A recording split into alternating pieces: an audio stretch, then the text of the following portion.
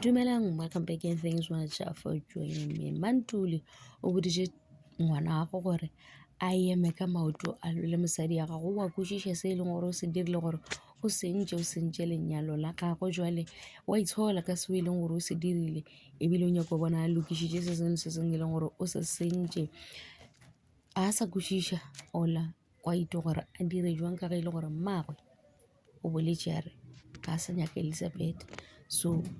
kwa ito o kgethile between Elizabeth le mmagwe feleditše le gore o kgetha mmagwe a tlogalana le Elizabeth jwale mmagwe gore ke sentše boela morago o lokiše ka gobane Elizabeth ke mosadi e leng gore go ka molosa o tlo itshola a gona le se e leng gore o ka tla wa se hwetša sa go swana le se e leng gore Lizzy o ba go direla sona. Mosadi wa go swana le Elizabeth ko e leng gore o ka sa mo hwetša o ka hwetša mosadi o mongwe mara wa go swana le Lizzy ena o ka sa mo hwetša. So Clement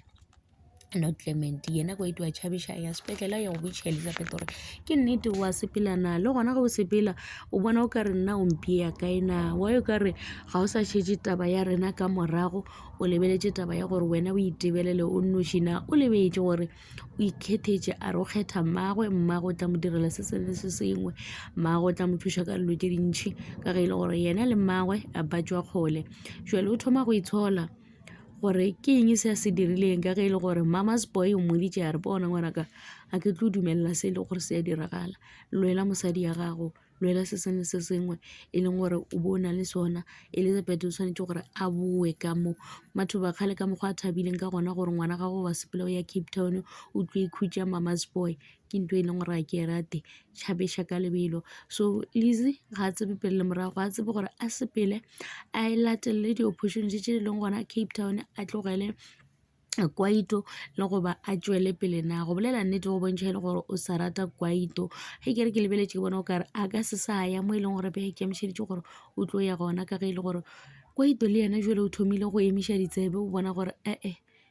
se mma o bolela nnete ke tlo lusa mosadi e leng gore ke be ke monyaka taba gore o godile o le mogolo o dumelele gore batswadi ba go laolele ge e le gore jwale o šetše o le monna lapa yeo e no se kgonagale go nyake gore a gole e be monna a be le maikarabelo a kgone go bea molao